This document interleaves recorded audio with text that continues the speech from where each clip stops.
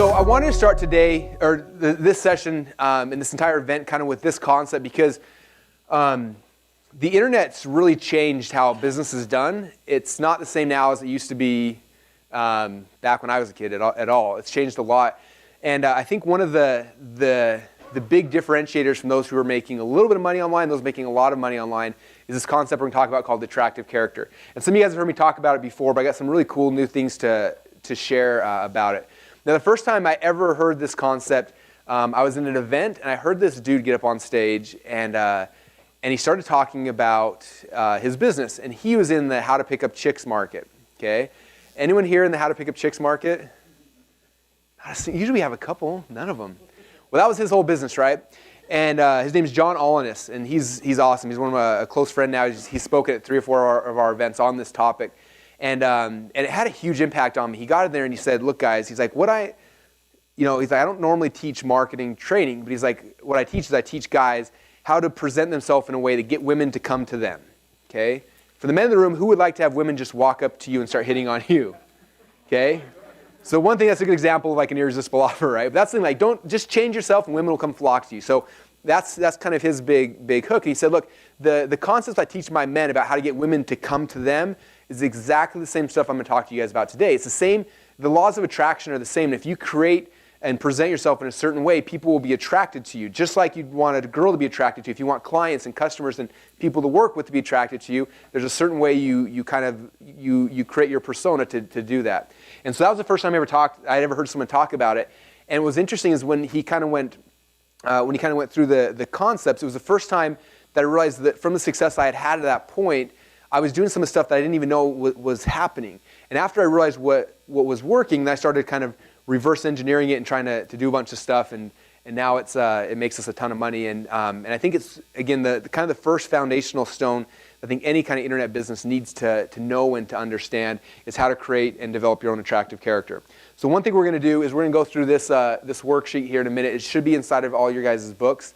Well, the last time I taught this, there was a guy named Mark Call in the room. And after I was done, Mark called so that he'd paid over $25,000 to learn this stuff that we broke down in this one little handout here. So he said, I literally, if I'd not paid these other guys already, I'd have paid you $25,000 for that piece of paper. So to put that in perspective, what you're going to learn in this session is worth a lot if you take and actually apply it and to use it. Okay. So before we start, though, I want to talk about some people. Here's a guy named Jacob Hiller. Who's ever heard of Jacob before? A couple of you guys, the ClickBank crew do. So Jacob is a cool guy. So when he was in college, well, actually, when he was born, his arms were like a little bit shorter than most people. Like his wingspan's not quite as long, right? And so when he jumped, he could never dunk, and it really bothered him. Like, how come I can't dunk? In fact, we did this thing where we stood next to each other. And I think my wingspan was longer than him. But he could, and I think we're about the same height, but he could dunk. And he's like, it always bugged me that I had these shorter arms and I couldn't dunk. And so my whole life I was passionate about like learning how to jump better. So I did exercises and things, and he became obsessed with learning how to jump higher, right? And just like I was talking about, like that was his superpower. Like I got to figure out how to make myself jump higher. And then the internet came around, and he saw YouTube, and he's like, I'm gonna make videos teaching people how to jump higher because that's what I'm doing all day. Let's just record it and put it out there. So he started making videos of himself jumping and showing what he was doing and all the stretches and the exercises and all these things he was doing to increase his vertical, right? And he made videos and videos for probably, I don't know, a year, 2 years. He was just making videos with no intent to ever make money. He was just trying to share his value with the world, right? Try to help people out. And what happened is his following on YouTube started getting bigger and bigger and bigger. The basketball players started following him. The football players, all these athletes started following him because he was showing all this free, cool stuff, and they just loved it, and they were getting more and more value out of it. And eventually he had, I don't know the numbers, 40, 50,000 people on YouTube who were following him and getting all this stuff for free. And he's like, hey, I got an idea. What if I like took all this stuff I'm teaching him and I sold it to him instead? And so he had that idea. And he came out and he created a video or a book called The Jump Manual. And what's interesting about this, and the reason why I want to tell you guys his story is he started with his platform first, right? And he didn't know what he was doing, but he was building out his platform, okay? And we're going to be stressing a lot of that throughout this session is just building out your platform. He built this platform. He had an audience, okay? Now he has an audience. He's talking to every single day, and all of a sudden he's like, hey guys, I want to sell you something. What happens? It becomes really easy to sell stuff. So he created the Jump Manual. He started selling it. And to kind of put this in perspective, I think right now, last time I haven't talked to him for a while, but last time I looked at, they're doing anywhere from $1,500 to $3,000 a day, every single day, selling this little jumping book. Okay, teach people how to jump higher. Anyone here know how to jump? Okay, BJ can jump. It's interesting. Now Jacob was smart, and he kind of crafted a lifestyle around this. Okay, he got this thing that's working. He was making money. He already had a platform. He was teaching people what he loves, what he's passionate about. And Jacob and his wife, now their child here, they haven't had a home in, I think, 6 years, 5 or 6 years now. What they do is that they open up an Atlas River. They pick a country, like, hey, let's move to China today. And they'll pack up all their stuff and they fly to China and they live there for 3 months. And they get to know the people. He jumps with the Chinese people and makes videos and talks about it. And 3 months later, he's like, okay, we're bored. Where should we go to now? Let's go to Kenya. And they pack up, they fly to Kenya, and for 5 years, that's how they lived their life. Okay, he was in Kenya making videos of him jumping with the Masai Mara village people, and makes videos showing people, and then goes to the next place, the next place. And he's got a blog that documents him going all these different places, and they literally live out of these suitcases and have for over 5 years now, and they've traveled all around the entire world. And it's one of the most fascinating things in the world, and this little business he's created has completely funded the entire thing. Okay, now what's cool about this is, again, he didn't come in, this is what I talked about a little earlier last session. He didn't come in like, I gotta make money. I'm gonna make this jumping ebook. And then I'm gonna say, like, that was not his core desire. His core desire was, how do I serve people? What can I give? What can I do? And when he did that, he started building a following. He got a platform, and then he was able to sell people stuff on that platform, right? Okay. Another example, this is now more of a traditional business. Anyone ever seen this guy before? Gary Vaynerchuk. Okay. So Gary's story is really interesting. So Gary, and this is probably 8 years ago now or so, maybe 10, I don't even know how long. But his family owned a wine business. Okay, his dad owned a wine store. He worked there his whole life growing up. And the wine business was doing about $3 million a year. Okay, then this whole internet thing came about. And Gary's like, I got some ideas. I'm passionate about wine. I like talking about wine. I'm going to make a wine show. So it was called Wine Library TV. He went on started making these little videos that were just ghetto videos, like iPhone style videos, probably pre-iPhone. And every single day he did a show talking about wine, drinking wine, talking it, smelling it, all the weird stuff people do with wine, right? And just started doing that. And guess what happened? People like him were attracted to him, and they started listening to him and started following him. And eventually he built a following of hundreds of thousands and millions of people. And his little tiny wine shop went from making $3 million a year to $45 million a year through his attractive character. Okay, this attractive character, and I'm going to show you a bunch of examples. It's literally like, you can attach this to any business, and it's like putting it on steroids. Like, it takes something that's selling, kind of doing it right, and just like fires it up and helps it grow really, really rapidly. Okay, and again, it all came from him just sharing his passion and his excitement and his energy about wine. Now, he ran that for, I think, 4 or 5 years, and he shut it down. And he started a marketing company, doing the exact same thing, coming out there and just sharing his passion, doing it, and just building a platform, which then people come and they buy stuff. Now, what's interesting is with his show, he doesn't even like sell wine on it. He's just talking about wine all the time, and because he's there, people come and they start buying his stuff. They seek him out because he's the attractive character. Okay, another good example of this is someone named Oprah Winfrey. Anyone heard of her before? Okay, Oprah's a really cool example because when she grew up in her life, I don't know if you guys read her story. I reread it this last week because it was interesting. She was her mom was a young teen when she was born. She went through a horrible life. Just all sorts of trials after trials after trials. And then she got on like a local news station, and people just fell in love with her character, right? The whole attractive character thing that she put out there. And eventually, just from her being passionate, being who she is, she was able to go through the ranks, to eventually where she created the show, The Oprah Show. Anyone ever seen the show Oprah before? None of the guys raised their hand, none of the women. You guys never seen Oprah? Are you kidding me? And then after that, she went on and created the Oprah Winfrey Network. Now, it's interesting.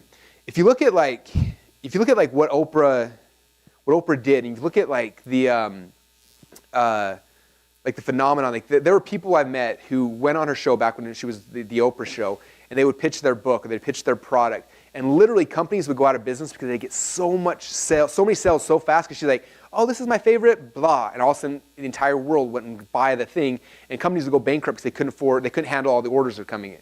They call it the Oprah effect, because she had this big following, this big attractive character, all this stuff, and she would share it, and people would buy it. Okay, and you look at and this is kind of the long-term vision for all you guys. The short-term is we got to start building your guys' platforms. That's the first part. But long-term, when you own your own platform, what's cool is you can start spinning off brands. Okay, anyone heard of Dr. Phil, Dr. Oz? Okay, these are all people that she brought on her show. She made them who they are. She spun them off, and I'm not positive, but I'm pretty dang sure that she's getting a cut off every single thing any of those people make. Okay, then she created the Oprah Winfrey Network. All these shows are going. She's making money off all of these different deals. So the long-term plan is you got to build your own distribution, build your own network, your own brand, and then from there you can do all sorts of stuff. The other things we talked about yesterday with Shiloh, she was talking about like, so after I build my brand, I can sell all sorts of stuff. Like, yeah, I sell all sorts of things now. Okay, I can sell this and that. I can do all sorts of stuff because I have my own distribution channel. I have my own brand. Okay, and so that's kind of the key. That's one of the big things. If you guys understand, is like the core goal of what we're doing is building a distribution channel. Okay, if you look at like internet marketing, we're going to talk a lot about this over the next couple of days. But one of our main goals is to build a list, right? To build a big email list. What is an email list? Okay, it's an audience. It's a platform. Getting closer.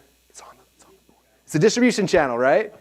Okay. If I was Oprah, my distribution channel is TV. I get on TV, I pitch a product, and boom, we sell a whole bunch of stuff. Okay. For me, I don't have my own TV show, but I got my own list. It's my distribution channel.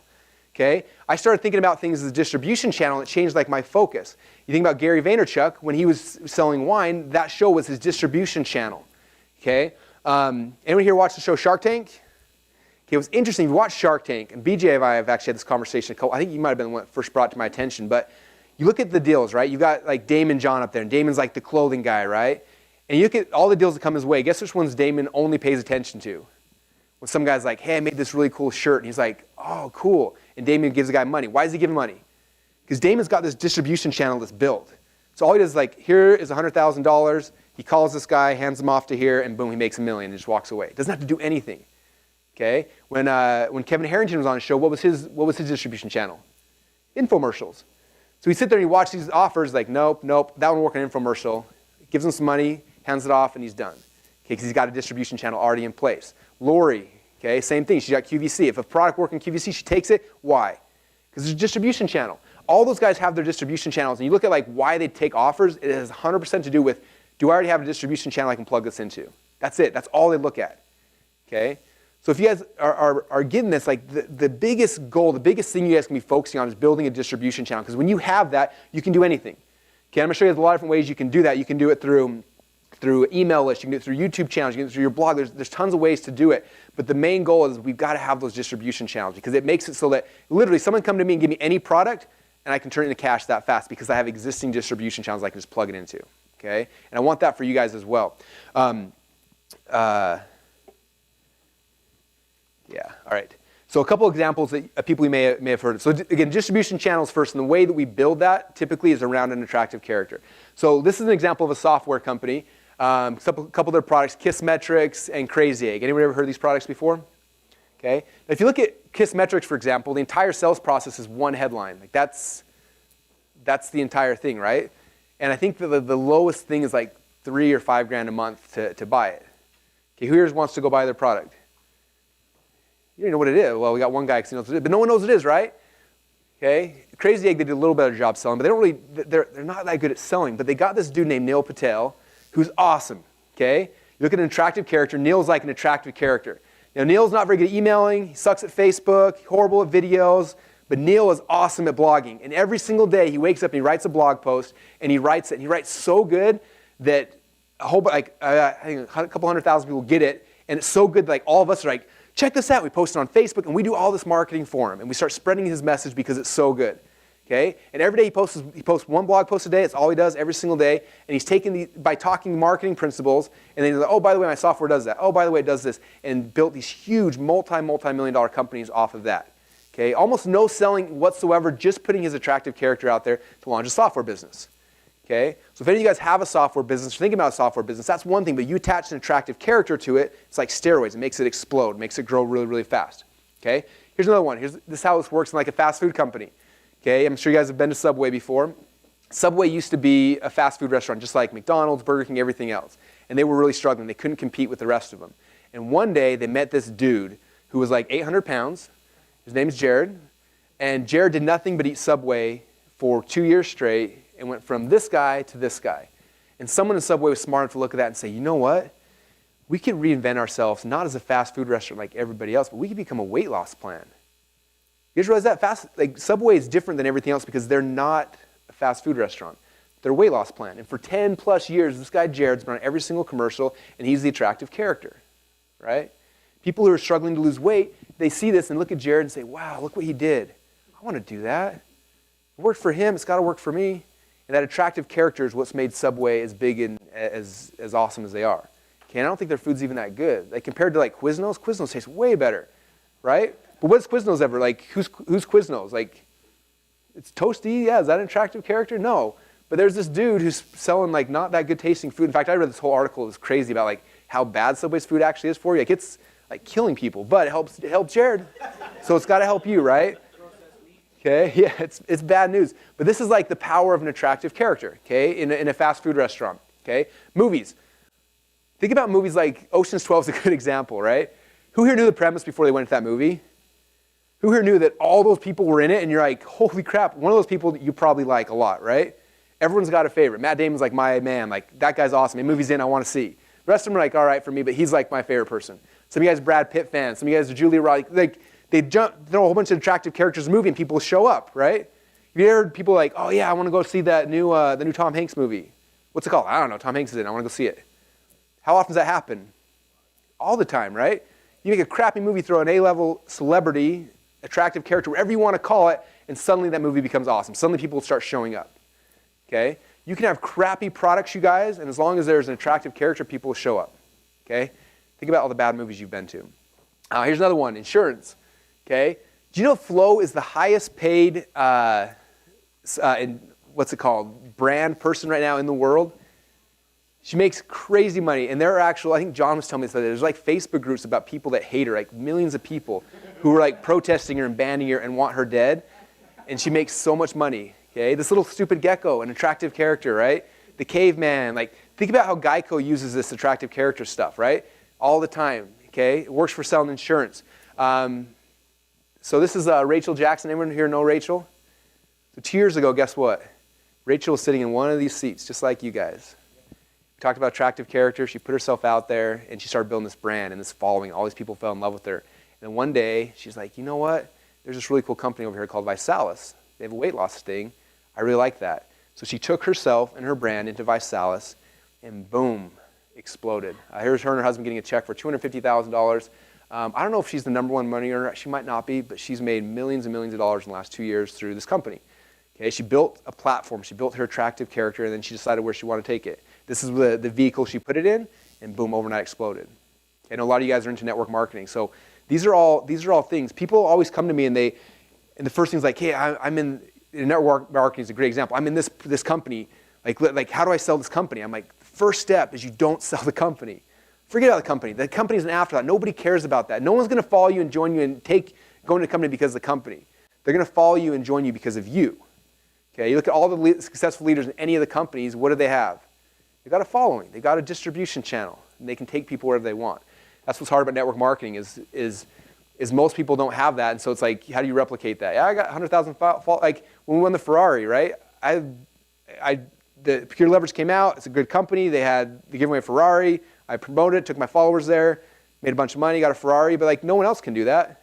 They could, but they got to do these other steps first. You got to build your following first, and then you can do whatever you want. Okay? You can literally use this to sell anything, you guys. Here's an example of a guy named Howard Stern. And we're going to talk about controversy, but Howard is a great example of an attractive character. Whether you like him or you hate him. Who here likes him? Who here hates him? We're about 50-50, okay? It doesn't matter if you like him or hate him, you're talking about him, right? This is if you look at, what's interesting is that he's got such a big following. When he first went on Sirius Radio, they give him like a $20 or $30 million a year contract just to show up, okay? And now that he's on there, there's eyeballs, there's people, and all of a sudden, you can sell anything through that. Okay, I've got friends who have made millions of dollars just advertising on his show because just completely unrelated products just because there's eyeballs, there's viewership, okay? There's people I know who don't sell anything, but because they're so attractive, they get some people coming and listening, watching their videos or talking about whatever it is, you get some people in front of them, sponsorships come to them, people begging them to buy ads on the site, and you can make millions of dollars without even ever selling anything as long as you are an attractive character and you get that excitement, that engagement, okay? Another interesting thing, you guys, guess why most of you guys are here right now? Okay? I'm guessing you didn't come because you heard there was some seminar in Boise, right? We use this every single day in all of our businesses. when I first heard this initially, this whole concept from John Allness, he was talking about it, and I started thinking about my business. And prior to that, I looked at when I first started my business, I was wrestling at Boise State. I had just gotten married, and I was telling a lot of stories about my wrestling stuff. And when I would go to events like this, and I would go and I would speak and I would sell at events, I would notice that like the people who would come and buy from me in the back of the room, it was like 99% of them were like me. It was weird. They come back like, hey man, I was an athlete too. I played football. Hey man, I did. And like whatever stories I told, they were like the same as me. And those people that followed me, people that bought from me. And then a couple years later is when my wife and I were trying to get pregnant. And some of you guys have probably seen this video. We're not going to watch it. This is one of the videos that Jonathan did for us. But I told our story about fertility and the whole process we went through. So I remember the very first time I was at a seminar, and I wasn't planning on saying it because it was kind of a private thing for us. But for whatever reason, I was talking, and sometimes when you're on stage, like things just start coming out. And I apologize this weekend. I'm sure things are going to come out, and you guys are going to be like, that guy is weird. But some things just start coming out sometimes, right? And so all of a sudden I start telling the story, and I'm like, oh, crap. But it was like already out, and people are smiling, and just I got to show off at that point. So I'm telling this whole story about our struggle with trying to have kids and going through fertility and everything that happened with in relation to that. And then I finished my presentation, and I sold something at the end. And what was interesting is I remember going to the back of the room, and all these people, you guys have been in those seminars before, right? We sell and everyone runs to the back. Well, I'm not going to do that here unless you guys want me to. But I used to speak at a lot of those. And I remember going to the back of the room, and there was me, and there was all these couples back there, and all these women, so many women who were like, man, I struggle with that too. And my audience changed. And I was like, wow, it's just interesting how different that is. And then fast forward a couple years later, we sold a lot of products that were like Russell's face on it, right? And got our same audience. And then one day we have two of our friends, and one of them's in the room right now. And we did this big contest, and we gave away a Corvette. Does anyone remember that? Zan Spencer won the Corvette from us, him and his wife. And so they created this hair bow business, teaching people how to tie hair bows. And they're making 20 to 30 grand a month, and ran it for a bunch of years. They just recently sold it. But anyway, they did this thing, right? And so we wanted, we gave them a Corvette. We want to brag about it. Like, we had to make back my 60 or 70 grand it cost to buy this Corvette, right? So we did a whole product launch kind of around their story and what happened and what we did. And they were like a brand new, newlywed couple. They won this Corvette. They traveled around the country and everything. And so we sold that, went out there. And then what was interesting is the next event we did kind of like this. In the audience, there was like 6 or 7 couples of newlywed couples sitting in the audience. I was like, how weird is that? Just the fact that I used their story got those people to sit in the room. I was like, it was really fascinating to me. So I started thinking, like, what other things can I share? And so a little while later, we launched a product called Microcontinuity. And kind of like this event Jonathan was saying is like, it's interesting, like how we're probably like 95% men and a couple women here. And that's how a lot of my events are. I guess women don't think I'm very attractive, apparently. But the men love me. So anyway, we were, see, this is one of those things that just come out that I should have, can I rewind that? Anyway, and so we're doing this product launch, Microcontinuity, and one of the people that had done it was a girl named Joy Anderson. She had tons of success with it. So we featured her story instead of my own. Kind of like Subway. Instead of talking about the owner of Subway, we talked about Jared. So I talked about Joy. I'm like, look what Joy did with the system, how great she did, and told her whole story. And the next event we came to, literally was 50-50, half women, half men. And we surveyed people at the end of it to find out what it was that got them to come to the event. And almost every single woman, word for word, wrote out, I want to be Joy Anderson. I was like, isn't that interesting? So what you're putting out there, you guys, is going to attract different people. And so when you understand that, you can start architecting that and creating things to make sure you get the right kind of person coming through this, okay?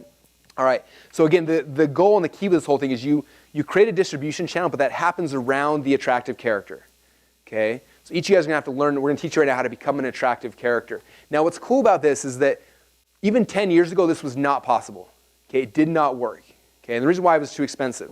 Oprah was able to get on TV and do it because she went through this process, took her years and years, she got on TV, now she's got this distribution channel. But for most of us, I'm not going to get on TV. It's too hard, right? And so for a long time, it was not possible, but the internet has made it possible for all of us to become internet famous. All of us become celebrities in our own little space, okay? People like, because of things like YouTube. In fact, I was showing Troy this morning. I was driving in. I shouldn't be driving while I'm on my phone, but... And my wife did have me sign the Oprah Pledge, so I'm totally, I don't know if I can find it real quick. I'm not going to be able to find it.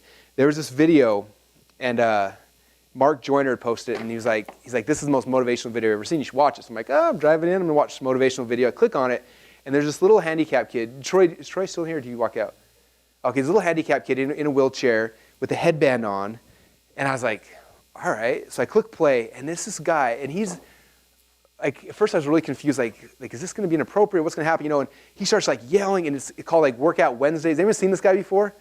He's like, it's Workout Wednesdays, and he's yelling, he's screaming, he's motivating, and he's literally a handicapped guy in a wheelchair, and he's like trying to work out in his wheelchair, and like I was laughing so hard. He was like the most entertaining, funny thing. I'm laughing, and he's like making fun of himself, and then throwing in like these motivational things and storyline, and like it's amazing, right? And I was like crying. I was literally crying when I'm watching this. And I click the next one. I'm watching like 3 or 4 while I'm driving here, tears down my eyes, hoping not to get in a wreck before this event today. And I was just like, this guy is amazing. And I looked down at his views, and every single video I just watched had over 1 million views on it. I was like, this dude, despite all of his challenges and whatever in his life, has understood this principle. He's built a distribution channel. He's got 1 million people watching each of his videos. He's done over 100 videos now. I was checking it out this morning. Over 100 videos, huge following. I don't know what he's selling. He might not be selling anything, but if he wanted to, he could. He's got the distribution channel first. Okay? So for you guys, it all starts first off with this, the attractive character. And we're going to talk about next about for each of you, what distribution channel, what are you going to build? Is it going to be email lists? Is it going to be blogs? Is it going to be, like, everyone's going to be different. But right now, the biggest key is you've got to understand how to build that attractive character. So a couple things, first off with each of you guys, because this is going to be the hardest part about building an attractive character, and I've seen it every single time, is that whatever is special about you is so second nature to you that you don't think it's of any value. I'm going to pick on Walter again, hope you don't mind, but I think it's important. So I was talking to him the very first call we did, and we were trying to figure out like what's the right angle for him, the right niche and everything, and he kind of blows off. He's like, well, I'm like, what stuff do you do? What are you passionate about? What do you like to do? He's like, well, I'm a vegetarian. I kind of do vegan stuff, and I'm a cook, and I cook a lot of stuff. And over the last 5 years, I've learned a whole bunch of like lazy ways to cook vegetarian food, but it's really easy. And he kind of rolls on. I'm like, wait. I'm like, dude, like that's awesome. I was like, me for example, I've tried to be vegetarian like 5 times. It usually lasts about a day. One time I made it 2 days, but it's hard. Has anyone tried it before? Like it is really, really, really hard because like, what do you cook? And like, you go to the grocery store and there's celery. You're like, all right, and avocados are good. But like after like a day, celery's an avocado, like what else is it, right? And I'm just like, I don't know what to do. And he's like, I got a lazy way. I just cook a lot of really good food that way. I'm like, dude, I would right now write you a check for that information.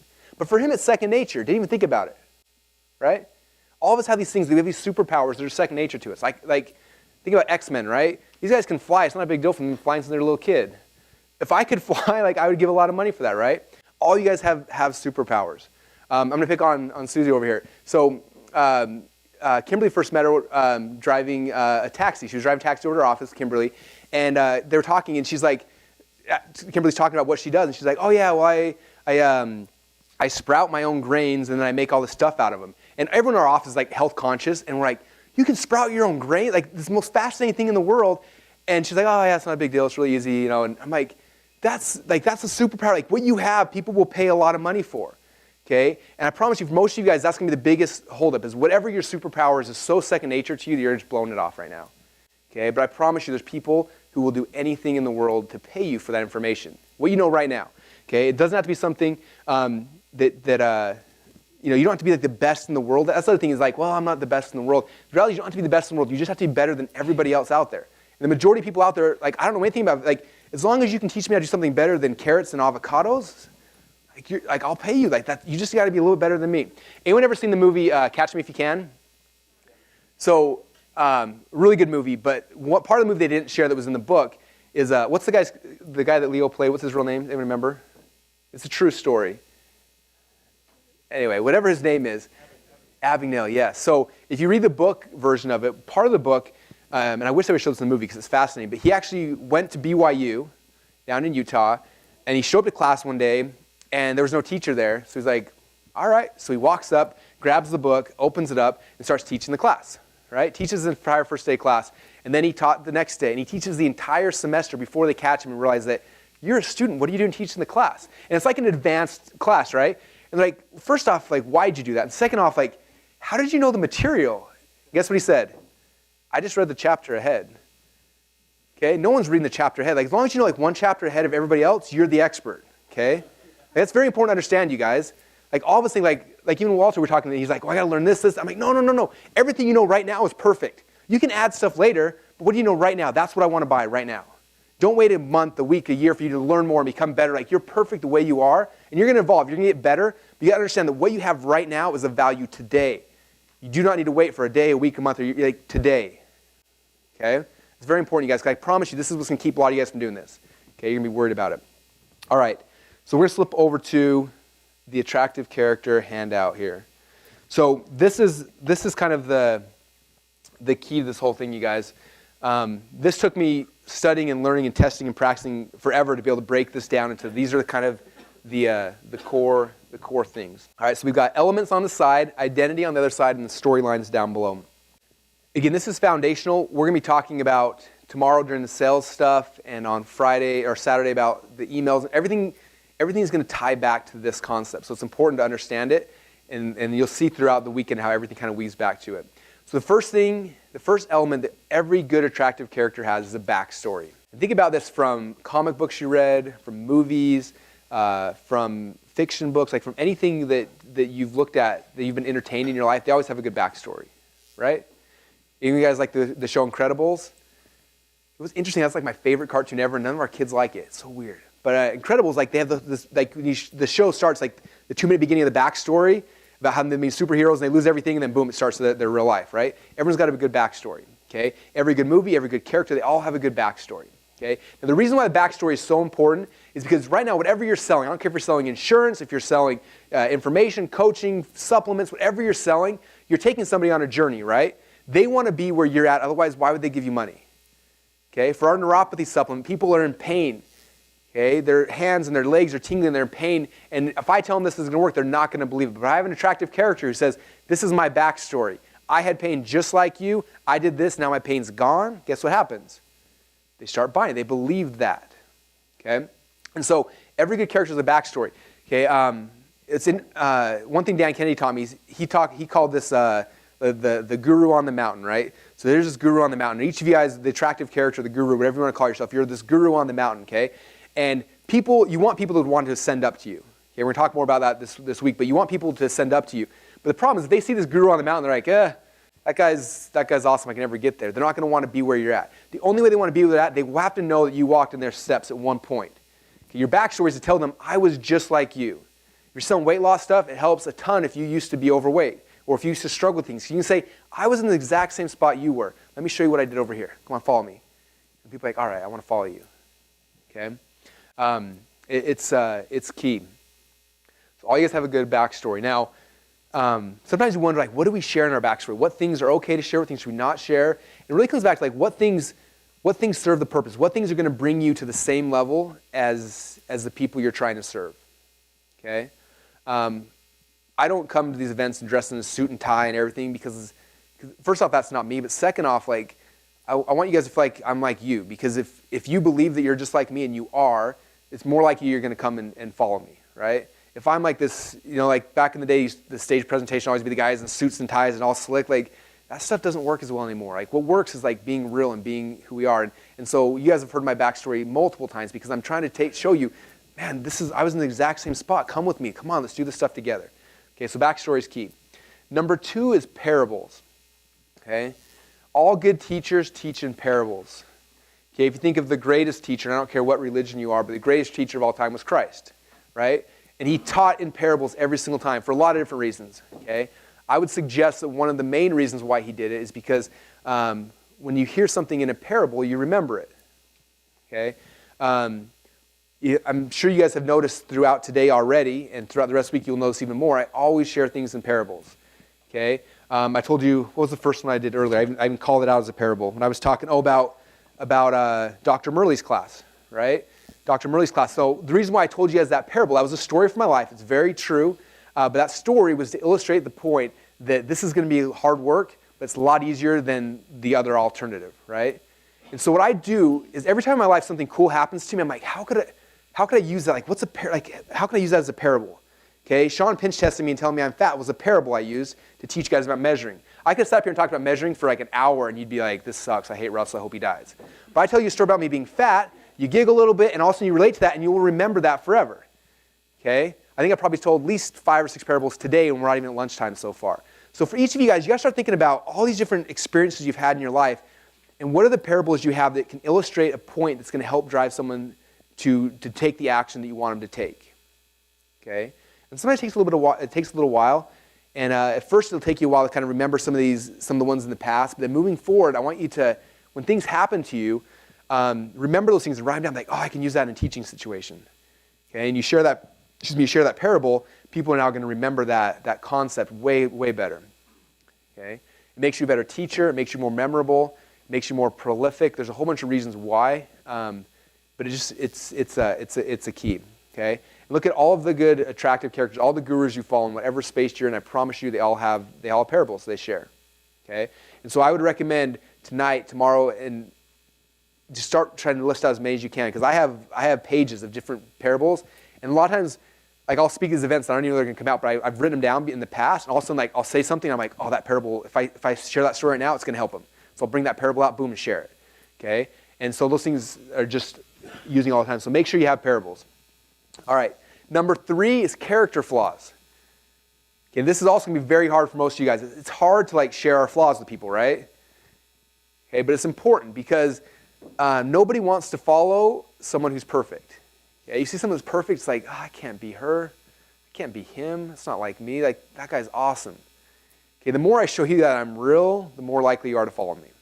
Okay, look at every good character in TV. They all have character flaws. Even Superman, the person who is completely invincible, you put him around kryptonite, he dies. Okay, he's got a character flaw. If he didn't have that character flaw, he's Superman. Like, what's the point of watching a movie? He can't not win. But as soon as you introduce a character flaw, it gets interesting. Okay, what's interesting, if you look at like the different comic book heroes throughout time, the ones that have the biggest traction and stuff, the ones with the character flaws always do better. Superman struggled more so than like a Batman, who's got tons of character flaws, right? But if you look at, who here saw the most recent Superman movie? Okay, I was kind of nervous. I'm like, typically, like I wasn't that excited to go see it. But what they did, I think one of the best jobs to illustrate character flaws is when they told Superman's backstory.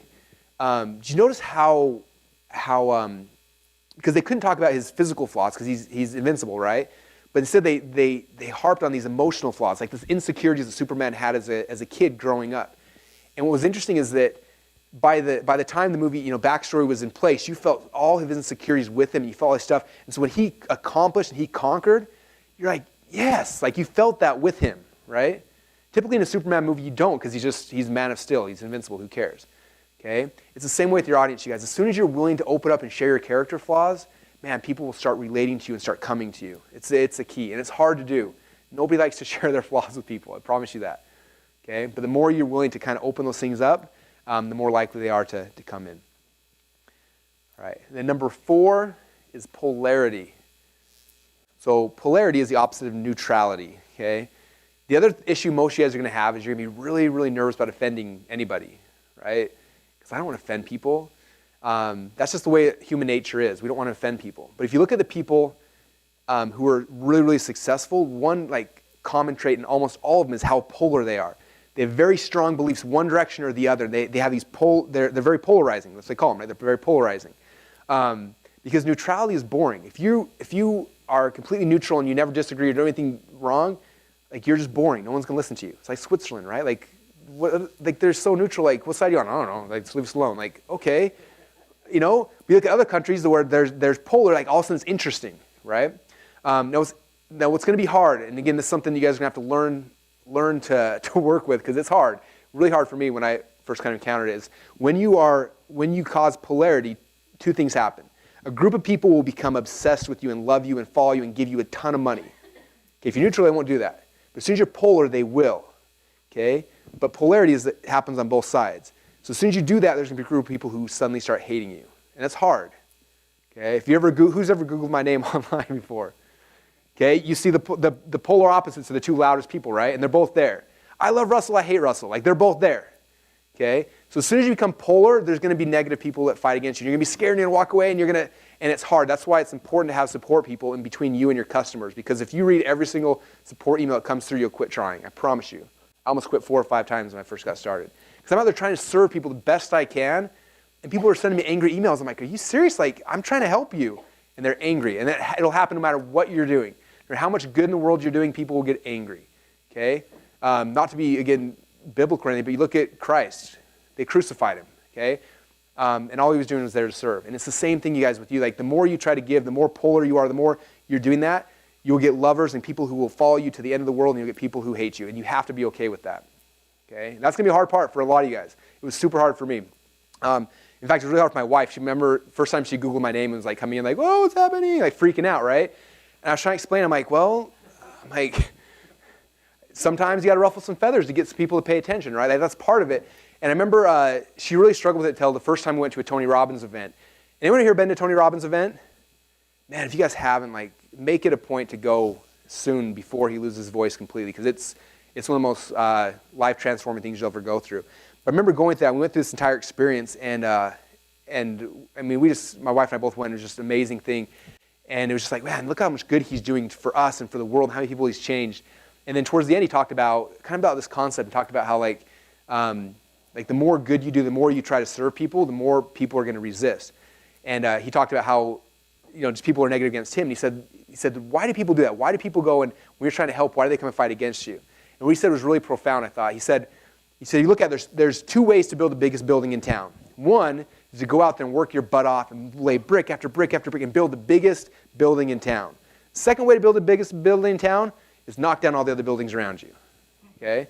And so there's two ways to do it. One's to work your butt off, and one's to knock things down. It's ways you knock things down. That's what people will do to you when you put yourself out there. And it's going to be scary at first, you guys, but I promise you it's worth it, because when you can't affect and change and help people when you're neutral. And as soon as you're willing to be a little polar, you'll be able to get your followers who will follow you, and you'll be able to help them and serve them at a level you can't otherwise. I promise you that. And it's okay to have some of those things. You think about, I mean, again, Howard Stern's like a perfect example of that, right? He's offending people like crazy, but man, how many people are following him? I was reading an article or something one time about him, and they did this interview where they like interviewed people that like listened to Howard Stern for more than an hour at a time, or they interviewed people who liked Howard Stern and hated Howard Stern, and they had all these polls and stuff. It was like, how often do you listen to him? The people that liked him listened for like, 43 minutes on average, and people who hated him, it was like 45 minutes. Like, they listened longer. And then both people were like, why do you listen for so long every single day? And both of them said the exact same thing. I wanted to hear what he was going to say next. Okay? And that's what's got to be with you guys. If you want to stay relevant, especially in this noisy internet world where things are happening and moving all the time, you have to stay relevant. And you do that by taking a stand in things and being having some polarity. Okay? I've been doing this now for over a decade. In the last 10 years, and I've been friends with people in most of the different niches and verticals, I can tell you how many of the gurus, whatever you want to call them, have come and disappeared, and they don't stay relevant. I think the biggest reason why they don't stay relevant is they come in and they're neutral, and people forget about them. It's so easy to be forgotten online. If I don't email my list for 2 weeks, my response drops in half. Is that crazy? 2 weeks. 2 weeks, you guys will forget my name. So I got to be relevant all the time in front of you. I got to be doing new things, new ideas. I got to be shocking. Like, whatever I can do to stay relevant, and it all ties into all these elements of attractive character. Okay? All right. Okay, now we're switched over to the identity. So the elements of the attractive character, these are things that all of you guys need to have. Okay, and in your workbook, you've got spots there. I recommend tonight or whenever you have sit down and start thinking about your backstory. What's the parts you're going to share? What makes sense? What leads people to where you want to go? Okay, that's the first thing. Second thing, write down as many parables as you can think of. Character flaws, things you're willing to share that somehow draw people closer to you. And then polarity. What are the things that you're passionate about? You know are going to piss some people off, but you're going to do it anyway, just because you care. Okay, so that's the thing. So all the elements are you. Now the identity, typically, you're going to take on one of these identities. You're not going to be all these things. Okay, but you're going to take one of these. Now you can throughout your life, throughout your career, whatever you want to call it, you can shift different types of identities, but typically you're one identity at a time. Okay, so some examples. The first identity is the leader. Okay, that's pretty self-explanatory. The leader is the person saying, I'm the leader, come follow me, let's go do some stuff. Okay, a lot of the people you buy from, you think about that, that's the leadership one, right? Pretty simple. Next, so I think in your notebook I put an example of a leader would be like Donald Trump.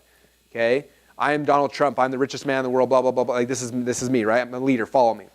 Next one is the adventurer, the crusader. This is someone that's more like, I'm successful in spite of it all, and I just want to have parties and have fun. Okay, you look at the person I wrote your book for this is like Richard Branson. Super successful, but like he's not like a leader, but he's like this guy who's awesome, he's doing cool stuff, I just want to follow him, right? This guy's awesome, I want to do whatever he's doing, okay? The next one is the reporter or the evangelist. Okay, now a hint on this one, for a lot of you guys, if you're just getting started or in your business, this is probably the easiest one to begin with. When I got started in my business, this is what I began with, is being the reporter, okay? I put in your book, for reporter, I put Larry King. Okay, Larry King, what's he good at? Nobody really knows. What about Oprah? What's Oprah good at? I don't know. Like, I don't really know, but what she's good at is interviewing, right? So when I got started in this business, I didn't know internet marketing, and I couldn't afford internet marketing courses, so I was like, hey, I got this idea. What if I go to all these people that are selling all these courses and I interview them about what they're doing, and I'll just get it for free? That's a good idea, right? I was too dumb to know that was not probably a good idea. So I called all these guys up and interviewed them. They gave me all the best stuff for free, and I was interviewing all these people, and what was cool is like, I would promote these interviews, and it'd be like me with Guru A, right? And then me with Guru B, me with Guru C, and pretty soon people see me with that guy, and that guy, and that guy, and then they're like, man, this guy must know what he's talking about. And suddenly like, oh, look at me. Okay, it's really interesting how you can do that. So a lot of times, if you don't have a brand yet, or you don't have a following, you can leverage other people and start out kind of the reporter. Okay, I know tons of different people that have launched businesses. That's the core way they've started. Yeah. So I'll repeat that for the camera. What he was basically asking was, for someone who's built a platform already, and maybe they've come in with like a leader or whatever, and now they want to get to the next level, like would it be a wise thing or to be smart to do is to leverage like the reporter evangelist to go to a level higher than you and to go bring in experts at that level to help rise yourself to that next status and to be able to tap into their communities, right? Yeah, the answer is definitely yes. You can shift between things, you can use different tools for sure, and that's a very, very smart thing to use. In fact, in our business, I was telling our group yesterday about this a little bit, but right now, like, we've got a pretty big following of people we're selling to, and I was the same thing, like, how do I get my tentacles out into more people's audiences? Like, I want to suck all their customers into me, right? And so one of the strategies we're doing is we're doing these interviews with, same thing with experts, people that either at my level or above my level, whatever, I don't really care, just people that have a following, and I'm doing these interviews with them, they're really, really cool. And then, like for example, I did one with Natasha the other day. So she's got her whole audience that are branded people that are branding, and like she's got a really cool audience. I want to tap into her audience.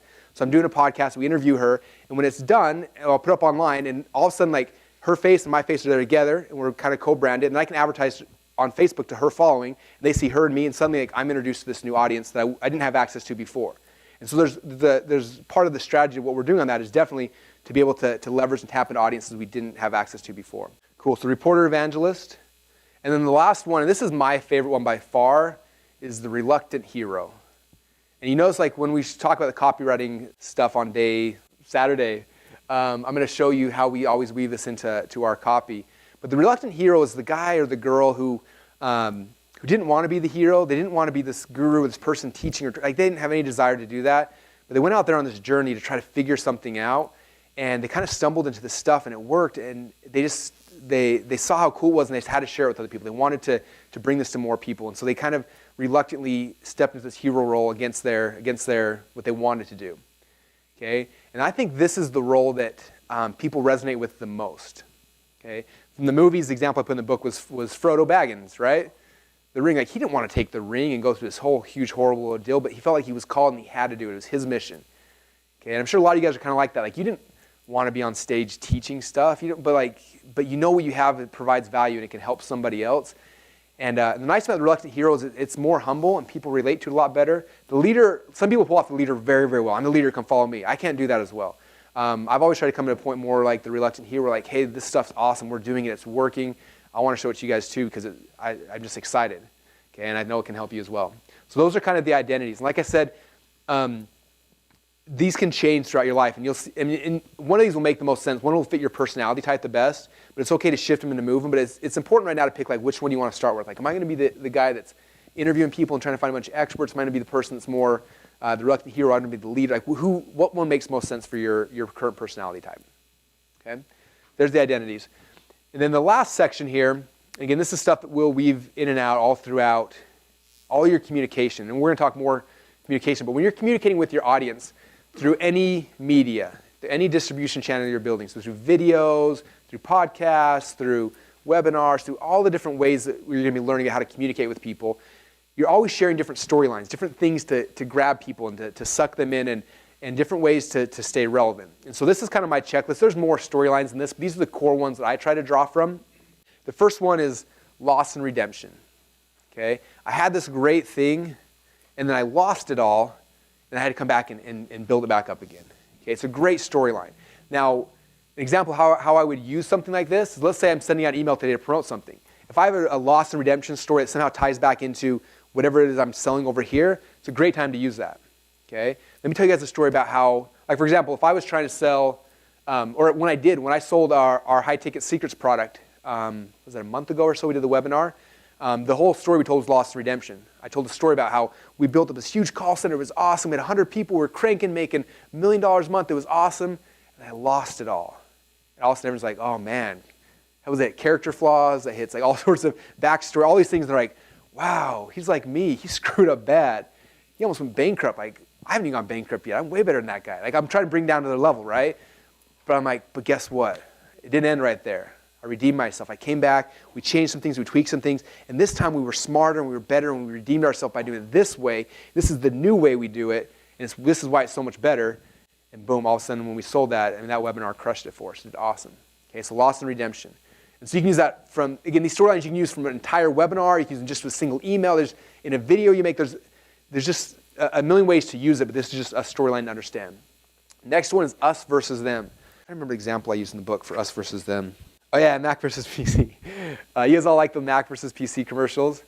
Where you're like the guy who's nerdy and like, I'm a PC, and then like the cool hip guy you want to hang out with Mac. Like that's us versus them, right? Do you want to be that guy or do you want to be this guy? I remember when Xbox and Wii came out, they did a spoof on that. Did you guys ever see it?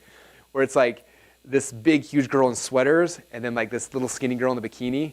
And the skinny girl in the bikini was supposed to be the Wii. She's like, I'm fun to play with. And then the girl in the sweater is like, well, I've got 64-bit, blah, blah, blah, blah, blah. And I have my graphics card, and then the girl, I'm fun to play with. And they kept going back and forth. And anyway, just playing off that us versus them, right?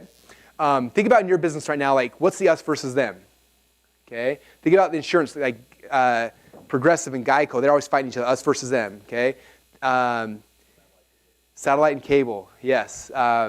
Anyway, all of your businesses, there's an us versus them. One of the best things you can do, and we'll talk more about this in the inception side, is like finding a common enemy. You look at, and this is probably not, anyway, if you look at like how cults are started, I just watched this whole, anyway, not that I'm trying to start a cult. It'd be kind of cool. But like, I like reading books about how people start cults because you understand like the psychology, like how does some charismatic leader get up and cause people to do crazy stuff that's just, like, I want to learn that so I can sell people more of my stuff, right? So I like studying like that stuff, and it's really interesting. One of the keys you look at any good cult is they find and they define a common enemy, okay? And they have this common enemy and they fight against that person. So for you, who's the common enemy in your business, okay? In my world, usually the common enemy is like the guru, the big bad guru, right? Everyone's like, oh, this guru's a horrible person, but I'm awesome. Like they're the same person, but they cast stones at this other person, right? So for you, who can you cast stones at? Okay, if you're like a natural health person, you'd be casting stones at the people who pop pills. If you're selling pills, cast stones at the natural health people, right? You're fighting against who you're going against. For example, when we launched our Neurocell supplement, but anyway, these guys that we're competing against are people who basically stole from me, and so I was just like, all right, instead of like fighting them back like the way most people do, let's just compete against them, right?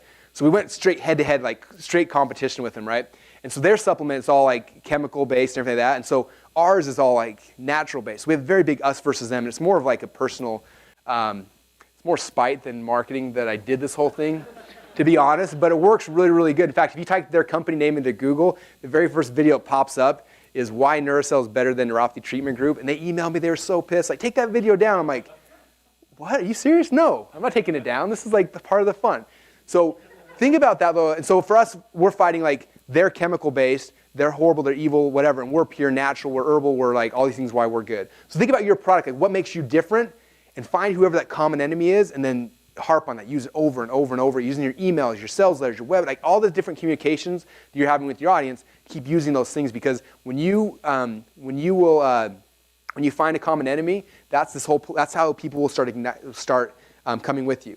Now, to kind of give you guys a hint, this whole polarity thing we're talking about, a lot of times the common enemy is this other group over here. Right? The more heat you add to something, the more excited people are going to get. You're going to get a raving group of people who are fanatical in that direction. All right, moving on. Number 3, before and after. This one's easy, right? Weight loss, you see all the time. Here I was huge, now I'm skinny. Make money. I was poor, now I'm rich. I was unhealthy, now I'm super healthy. Before and afters are easy. And what's cool about these, you can do them for about your own story, but also other people's, like your success stories, your students, other people are doing whatever you're doing, right? All right, amazing discovery. It's pretty simple, like, oh, I figured out the coolest thing in the world. You guys gotta come see it. Check this out. Secret telling is more like, hey guys, I got this thing. I can't tell everybody about it, but it's really, really good. If you come on this private webinar, I'm gonna show you. Or hey, if you pay $5, I'll ship you this thing. It's totally secret.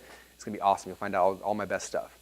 Okay, secret telling is really good. And third-person testimonials, other people bragging about you. Anytime I get a good testimonial, I'm sending it out. Like, send it out to the list, make a video, whatever you can do, because the more of those things that are going out, the better. Okay? And so those are some of the storylines. And there's more storylines you guys can do, but those are the core 6 that I use. I have this printed out next to my desk every single day. I look at it, and I'm writing emails, or I'm creating blog posts, or doing whatever I'm doing. I'm trying to think like which one of these elements can I use today? I'm going to do us versus them. I'm going to tell a backstory about this. Okay? Or I'm going to do this, and I kind of start trying to figure out how to blend these things together to create good things I can put out there that get people to be attracted and come back to me. Okay? And so what's cool about this, you guys, at least for me, is when I started understanding these principles and how they all work together, and I could start engineering them. Okay? The first, I don't know, a couple years of my business, I was just doing stuff, and luckily I did a couple of these things right, and so I got people buying my stuff. But as soon as I understood that and I could engineer it, it changed everything. Right? It's kind of like we talked about in the last session. Like as soon as I understood who my actual person I wanted to sell was, I could change the bait where I was looking and get the exact person I want. It's the same thing here. Change how you these things that you're normally doing subconsciously, become aware of them, and then manipulate them to be exactly what you want to get the right people to come to you. Okay, good question. This question is, what do you do first? You create the product and then the avatar, or the avatar and the product. The reality is it depends, because sometimes you'll run to a product and you're like, oh, I love this. I want to figure out something behind it. And that's one way to do it. I personally like the other way, like who's the kind of person I want to serve here, and go that way. But it works both directions. It just kind of depends on where you're starting at. Like with our supplement, it was completely just like I was trying to, like, out of spite, beat these guys out. Like that was the only reason. And then we had found the customer, luckily. Whereas this business, we very focus on like who do we want, and let's create products and things that'll serve them and make them want to come in.